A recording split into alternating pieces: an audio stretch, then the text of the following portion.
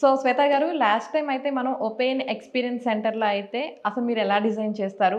ఏమేం మెటీరియల్స్ వాడతారు? ఎలాంటి మోడల్స్ ఉంటాయి? ఇవన్నీ కూడా చూపించారు గదా! ఈ మోడల్స్ అవును. ఇవన్నీ కూడా. సో మరి ఈ రోజు రియల్ టైమ్ హౌస్‌లో మాకేం చూపించబోతున్నారు?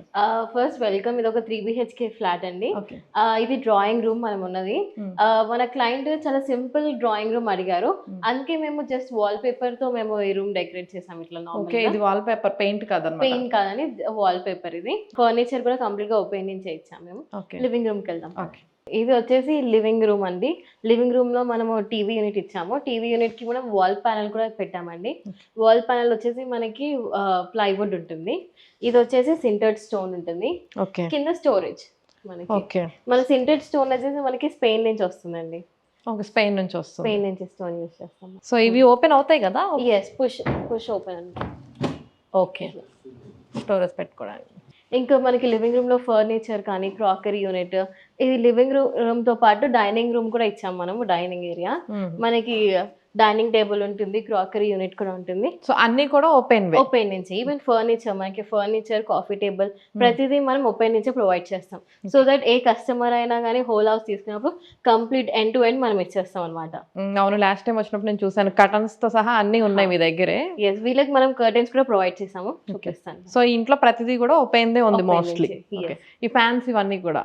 ఫ్యాన్, ఫ్రిడ్జ్, ఏసీ మాత్రం అప్లయెన్సెస్ మాత్రం మనం ఇక్కడి నుంచే సజెస్ట్ చేస్తాం. ఎందుకంటే ఏమైనా పాడైనా గానీ తొందరగా మనకి సర్వీస్ ఉండదు కాబట్టి హై ఎండ్ బ్రాండ్స్ మేము ఇస్తామండి. ఓకే. బట్ అప్లయెన్సెస్‌లో మాత్రం chimney we provide from open. Chimneys are best. So ముందు ఇప్పుడు హాల్‌లో ఉన్నాం కాబట్టి ఫర్నిచర్ కూడా చూసేద్దాము.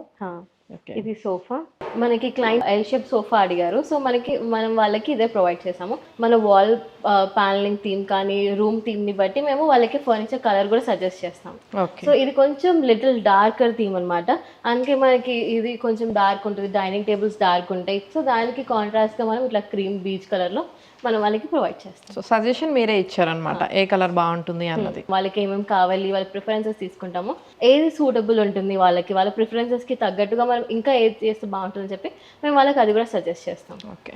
ఓకే. అలానే ఇక్కడ కాఫీ టేబుల్ కూడా ఉంది. కాఫీ టేబుల్ కమ్ స్టోరేజ్, మనకి స్టోరేజ్ కూడా ప్రొవైడ్ చేస్తాం.